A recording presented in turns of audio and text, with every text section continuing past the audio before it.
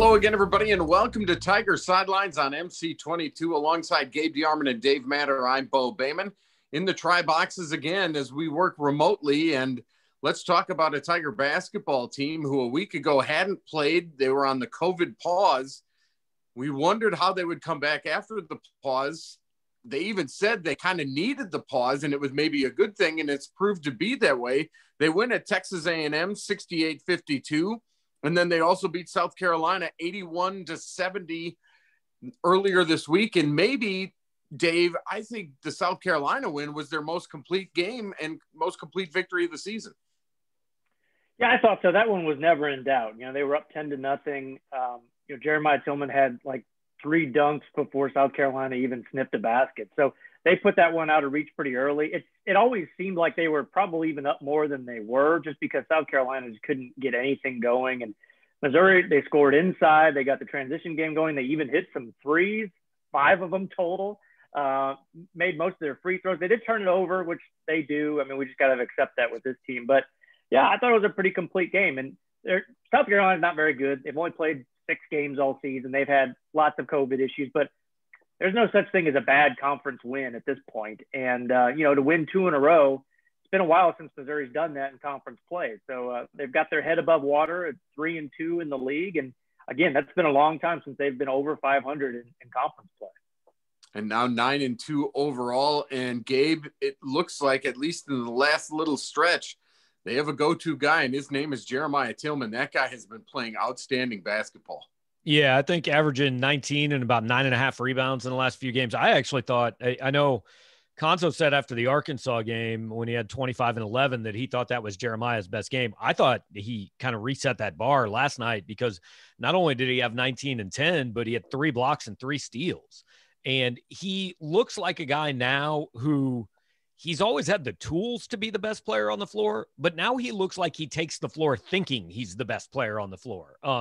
Which I mean, you can tell with Jeremiah 5 minutes in, hey, is he engaged or is he kind of off somewhere else? Just kind of here floating through the motions. And he's been engaged 4 games in a row. And I've said after each of the last 2, like, I'm not going to say, hey, this is here to stay, because we all know we're a game away from 5-4. But it's been really consistent so far. And he has, I mean, I don't think any of us would have ever thought there would be a point where we would say Jeremiah Tillman's the most consistent player on this team, but he has been for the last few weeks.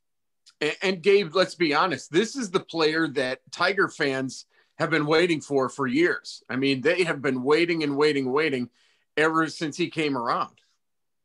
Yeah, absolutely. And he's always shown flashes here and there, but something always held him back, whether it was just maturity. Man, I remember the game at Florida where he gets the fouls and he gave a not so kind gesture to the students. That was actually his best game. or just the fouls itself that took him out of games, turnovers. Then last year it was more so injuries, and he just never really got back going. And then when he did, they canceled the rest of the season. So it's always been something, and most of it self-inflicted. And even Konzo said last night, I thought was a great comment. He said, Jeremiah's opponent is never the opponent, it's himself. And now that he seems to have gotten over that hump, you're seeing him play like a first-team All-SEC center. I mean, I don't know who's been better since conference play has begun. Like Gabe mentioned, it's not just scoring and rebounding. He's had 6 blocks the last 2 games. And last night, Frank Martin threw some smaller big guys at him because his 6'10" center did nothing. And Martin kind of called him out after the game. And that's usually a tough matchup for Jeremiah when you got to go out on the perimeter and guard somebody. That's where he usually gets some of those cheap fouls. But he didn't do that last night, and he was just excellent again. So, yeah, like Gabe said, he's the reliable guy right now until further notice. And you always have to have a guy that goes with Jeremiah. Sometimes it's been Xavier Pinson. Last night we found Mark Smith again, and Mark Smith started finding his stroke again. And that's a big difference. When you can have 2 to 3 players, this team is pretty dangerous. Yeah, this team's path to success to me is pretty simple. Tillman, Drew Smith, they need to be there. They need to be there every night. And then either Pinson or Mark Smith has to play well. Hey, if they both play well, great. But, I think oftentimes we get out of games and a lot of fans will say, well, this guy didn't play very well tonight. Well, I mean, there's only so many shots and points to go around. You're not going to get 7 guys playing well every single night. So if you can get 3, you're generally in pretty good shape. If you can get, some contributions from Pickett or Kobe Brown, you're in excellent shape. And, we've spent a lot of time nitpicking what this team doesn't do, but I mean, they're 9-2. They're going to Tennessee. They're 4th in the SEC right now. They're going to Tennessee with the chance to really help things out. And I think probably be a top 15 team in the country next week. Nobody wants to have a COVID pause, Dave, but did this pause seemingly help this team? It seemed to help Drew Smith because he was in a funk, coming out of that Mississippi State game, and he's played pretty well these last 2. They look like Drew Smith type games where, yeah, he still had some early fouls the other night, but he's getting steals, he's getting assists, he's much more efficient as a scorer. He's got an issue with his thumb. I mean, he was asked about it on Zoom the other day, and he basically said, yeah, but it's going to be there all year. We're dealing with it. That's all I want to say. So maybe some time off helped him.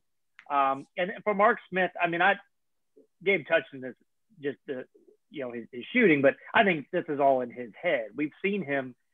He's got a great shot. And when he's open, he can shoot like as well as anybody in the country, but when he misses one early or misses 2 or hits like an air ball early, which we've seen him do, then he goes into a rough spell. But, maybe not playing for a week, maybe that was good for him. Just get away from the game a little bit. But, if they'll take what they got from him in the first half last night. I mean, not even the second half didn't matter as much. He already made an impact those first 20 minutes. So the Tigers are 9-2. And now the bigger picture, Gabe, I saw your post game last night, and kudos to you for not giving one stat and then going to commercial and coming back and giving another and going to commercial again. If I had commercials to go to, I'd do it. But a lot of people were asking, so where does this put this team in the NCAA tournament seed-wise? 4 to 6, 7, 8? I think it's still too early just because we don't know exactly what the committee is going to do. Yeah, I mean, it's always too early. There's 14 games left. But, this is a team that if you look at it right now, the goal, I think, should be that 3 to 6 seed range, somewhere in there. If they fall below a 6 seed, like, you're not going to say it's a failure, but you'll look at, it seemed like they maybe had a little bit more in them. And at the same time, I'm not sure anybody thinks they're an elite team. Nobody, I don't think anybody's mentioning Missouri with Gonzaga and Baylor. And well, that's about it. I mean, beyond that, I don't think anybody's mentioning anybody with Gonzaga and Baylor. So. Yeah, no doubt. And Gabe mentioned Tennessee's on deck. Tennessee looked very, very pedestrian against Florida. Rick Barnes said, he called out his team. I'm not sure it's the time you want to be going to Knoxville this Saturday, Dave.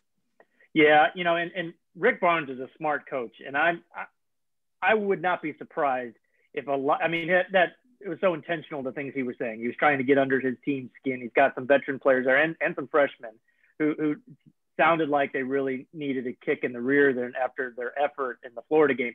But he knows what's next. He knows that a tough, physical Missouri team is next on the schedule that's playing better and that has some veteran players. There's not going to be a big crowd in Knoxville that's going to be intimidating for the veteran players from Missouri. So he probably knows, hey, this team, all of a sudden, my team is vulnerable. So just knowing Rick Barnes, knowing the caliber of that team, they'll be ready for this one.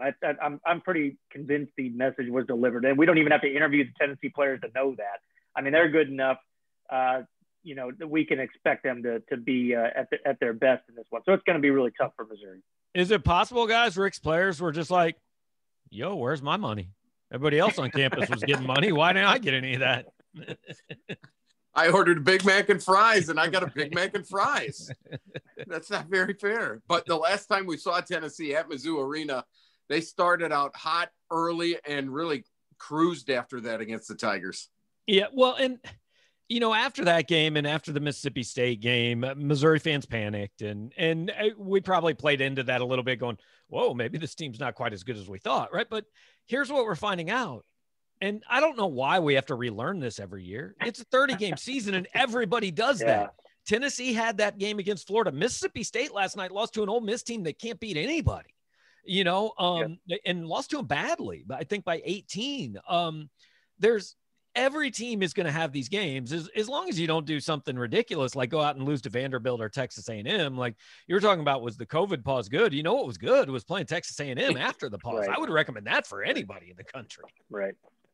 Yeah, no doubt about it. So it's Tennessee, then it's Auburn on Tuesday, January 26th. That'll be at 8 p.m. There was also another pause for the Missouri women's team.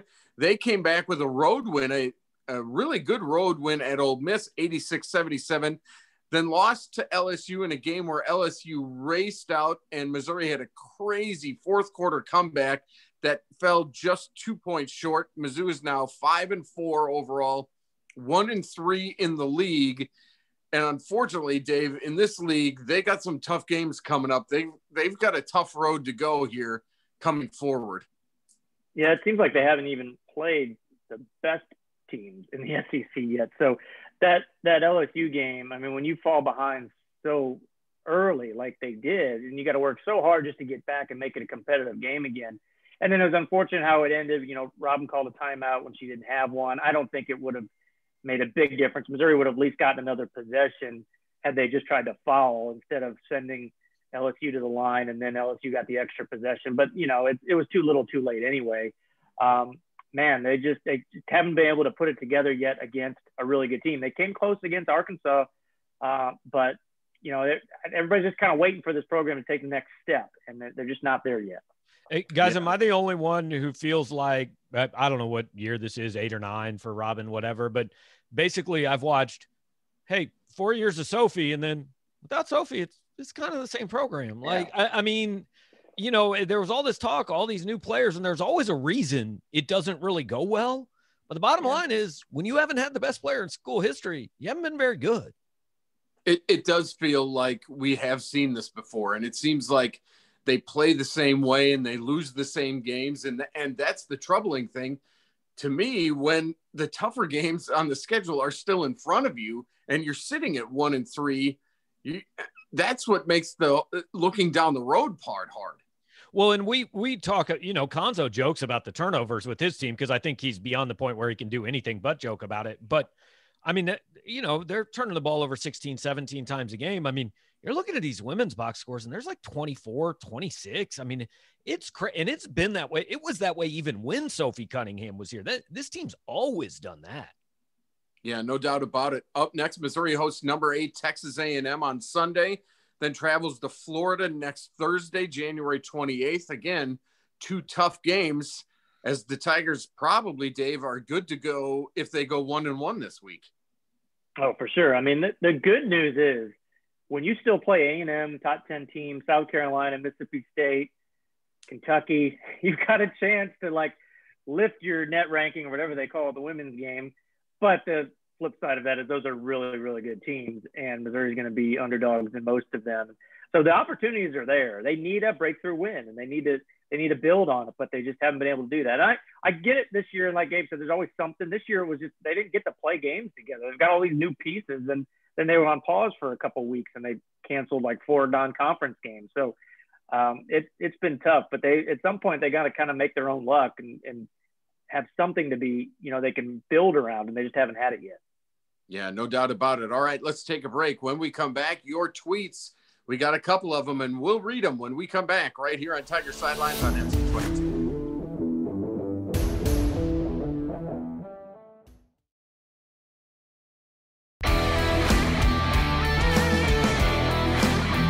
Welcome back, everybody. This is Tiger Sidelines on MC22. That's Dave Matter and Gabe DeArmond, and I'm Bo Bayman. We're at Tiger Sidelines on Twitter.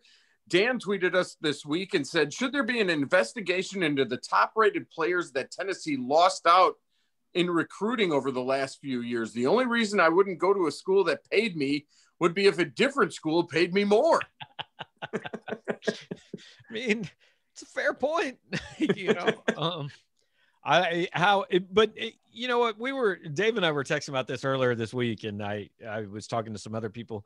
Like, if Jeremy Pruitt's 7-3, do we really think this investigation happens? Right.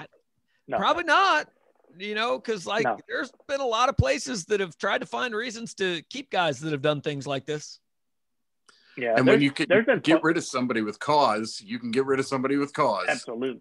there have been so many times over the years where I feel like our peers around the country have said, gosh, I feel bad for the people that cover Missouri. Well, this week we can say we feel bad for our friends that cover Tennessee, because it's a dumpster fire doesn't even do it justice.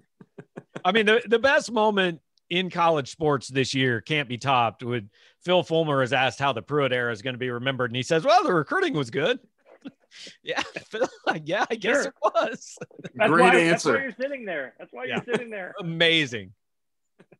Steve wants to know what record in the SEC play, along with what finish in the SEC tourney, do the Tigers need to get into the NCAA tourney? I don't know. I mean, barring major collapse, I think they might already be in.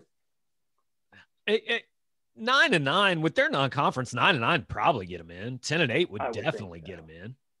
Yeah, and it might depend on kind of how the conference shakes out. If Alabama just pulls away and then maybe one other team or the Tennessee, and then the bottom falls out in the bottom half, and it looks like, okay, this might just be a 5-bid league, then they could find themselves on the outside looking in if they get upset a few times. But I think they're in good shape. They should feel good about themselves. There are a lot of teams in the league would like to be in Missouri's situation as opposed to where Missouri is right now. And we still don't really know, like, I don't know, how many games are they going to play? Are they really going to play a conference tournament? How many teams are in the NCAA tournament? Like, there's a lot of things we don't know. Right.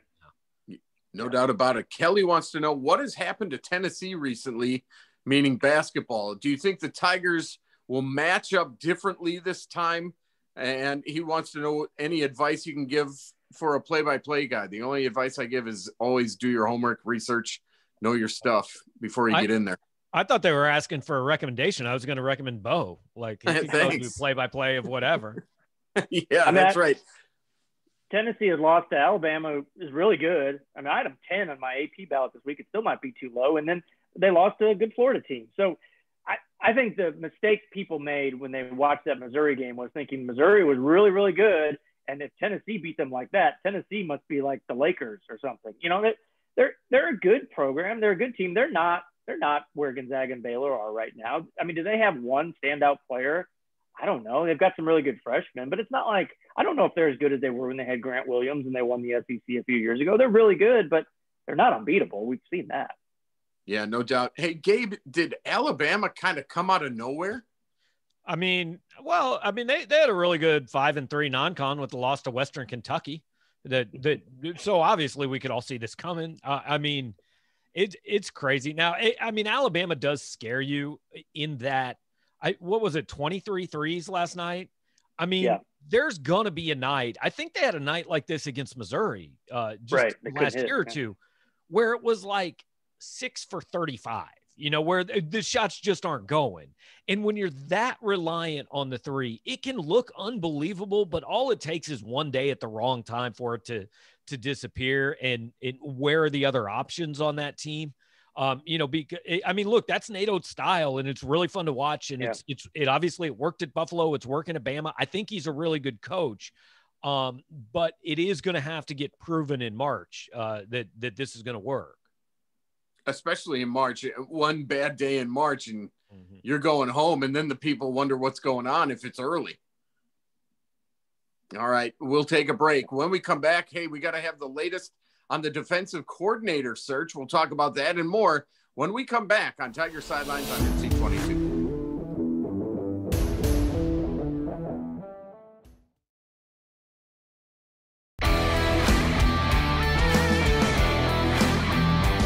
Welcome back, everybody. This is Tiger Sidelines on MC22. Gabe, Dave, and Bo here, and a couple of football notes before we get to the defensive coordinator. Brick Haley leaving Mizzou, not coming back. That was reported. Actually, Gabe, I saw you had it first. Kind of one of those things where he may have been shown the door, huh? Yeah, I mean, I don't have specifics, but it sounds like this wasn't a, hey, I just want to leave and go take another job. I mean, it sounds like it was kind of Missouri's choice. And obviously we're left to just speculate on this because the school hadn't even confirmed it at this point in time. But, the instant impression, I think, is, well, that probably means Eli Drinkwitz has a pretty good idea who his defensive coordinator is going to be and what that's going to do to the rest of his staff. So, we'll see how it goes. But, yeah, Brick was here for 4 years and good guy, came with a really big reputation. And I don't know, if we're being honest, the defensive line has been up and down at best the last few years, I think. Yeah, so he's gone. And Dave, anything new? It seems like all Tiger fans are waiting with bated breath on this defensive coordinator, and it could come at any time, I would imagine. And anything we say now could be totally outdated by the time this gets produced and goes on air. But the one name that I know Gabe and I both heard that was definitely in the mix here is we can call him a candidate, strong candidate, Steve Wilks, former NFL head coach of the Arizona Cardinals a couple years ago, was most recently the Cleveland Browns defensive coordinator. It might kind of sound like it's out of left field, but kind of put the pieces together a little bit does make some sense. He's an Appalachian State grad. Granted, that was long before Eli Drinkwitz was there, but he has ties to that school. Also, he coached in Arizona in the NFL a couple years ago. Charlie Harbison, Missouri secondary coach, was on that staff that year. Also, if you look back, Steve Wilks played a year in the Arena League, and on his team, Harbison was one of the assistant coaches. That was way back in the 90s. And then either a little bit further, when he played at Appalachian State, the head coach was Sparky Woods, the father of Casey Woods, Missouri's tight ends coach. So there are a bunch of these, connections there. And not a guy that's recruited in a long time, at least recruited high school players. So there's that. But he's an X's and O's guy. He's got to be. You don't get to become an NFL coordinator where he's been at multiple places and a head coach without knowing the game. And I think Eli Drinkwitz, I think it's in his best interest to hire somebody he knows can handle a defense and can run that defense. The recruiting that can take care of itself. If all you need is a good personality and you need to, know how to get around and just to have that engaging personality. I don't know if that necessarily fits his style, but it does appear he can coach. And here's the guy that, had a pretty good run at Carolina as well. And to me, Gabe, if you can bring in a defensive coordinator that knows everything about the NFL, obviously, that's pretty enticing to kids if you are recruiting. Yeah, I think it can. I mean, obviously you sell whatever you've got to sell, but if this is the hire, what you sell is, look, this guy knows what it takes to get there. He's coached guys in this league. And Dave was talking about the connections, that 2018 Arizona team. I mean, not that this is like an impact on the hire, but he coached Marcus Golden and Evan Boehm that year. So I know Marcus is a guy that still really keeps in touch and probably has reached out to Eli Drinkwitz before. So, on the surface, it checks a lot of boxes. I mean, I had heard even before Wilks' name came out that Eli was kind of looking at some NFL guys. Hadn't had any real specific names. I know Chris Kiffin's name surfaced last week, and then Steve Wilks today. We both know David Gibbs is somewhere in that mix. It seems like if that was the hire, it probably already would be done, but I'm not positive. And I know Dave wrote last night or Tuesday night that, there's a third guy in the mix. I don't know who it is. And I'm not sure Dave does either, but there is still, I think, somebody out there that we don't really know about. So we expect probably in the next 15 minutes, once we're done here, for the announcement to be made. No, yeah. It's probably been tweeted since we've been recording this segment. Yeah, no doubt about it. Number 9 wrestling, very impressive again, staying perfect with wins over number 10 Iowa State 31-7, and number 20 Northern Iowa 34-6. The Tigers are now 7-0 on the season. They're back home Saturday at the Hearn Center against a couple of MAC schools. This Brian Smith team is pretty loaded, and the thing that he told me is, not only are we loaded for this year, we're loaded for the future because of this being a 0 year. And going forward, wrestling is not a sport where people leave. So they're going to be good for a long time. Yeah, I remember, I know how disappointed they were that some guys weren't able to compete for individual championships at last year's championships once they were canceled. But I didn't get the sense that they thought they had a chance to win at all. This year could be different. I mean, this could be a team that, gets up on the podium and really challenges. And like you said, you don't lose anybody as long as they want to stick around. It's not like they're going to enter the WWE draft or anything like that, you can always have guys that want to take that off year and train for the Olympics and things like that. But man, the future, the future always looks bright for this program, but especially right now. It's honestly relatively amazing. There's never been a WWE draft. I don't know how Vince McMahon missed that possibility. Yeah, the spectacle would be unbelievable. Mizzou will host Ohio and Northern Illinois on Saturday, January 23rd. Number 14, Mizzou Gymnastics had a great meet, fell just short to number 4, Alabama, losing by .025 and scoring 195.75. That's a very good score and a really good meet for this team, Dave, against the number 4 team in the country. Is there anything Alabama's not great at right now? I mean, it's like Nick Saban run all these teams. I saw last night somebody tweeted Alabama's ruining college basketball by just being so dominant. By being so good, yeah. Yep. Yeah. Up next, the Tigers will host number 8 Kentucky on Friday, and that'll be on the SEC network. Before we get out of here, last thing, let's go back to basketball. The men's team with a tough one at Tennessee. Is there a chance they pull off the victory? Are they catching Tennessee when they're down, or is Tennessee going to kind of snap back into shape? Maybe. It's going to take a really good effort to win that game. I mean, you got to be all locked in because Tennessee they're not the type of team you wouldn't think that's going to get in a rut, and have back-to-back awful games like that. So it's going to be tough. If you can split these next two, normal years you say, okay, you go to Tennessee and then Auburn. Gosh, if you can get one of those, maybe, you can do that. But Auburn's down this year. So, and again, road games aren't what they usually are. So, yeah, I think they'd feel really good about a split this week. I think the Auburn game is actually the bigger one next week. I mean, they're down, but since they got Sharif Cooper in the lineup a couple weeks ago, I mean, they're a different team. And Sharif Cooper he's that guy in college basketball this year that you see the NBA guys tweeting about, right? I mean, it's like Kevin Durant's tweeting about this kid and how good he is. And he has changed that team.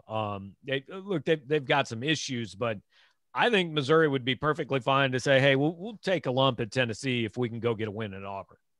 Yeah, no doubt about it. We'll talk about it next week. We want to thank you for joining us. Thanks to Matt and Brian behind the scenes. For Gabe DeArmond and Dave Matter, I'm Bo Bayman. We'll see you next week on the Sidelines. You've been watching Tiger Sidelines right here on MC22.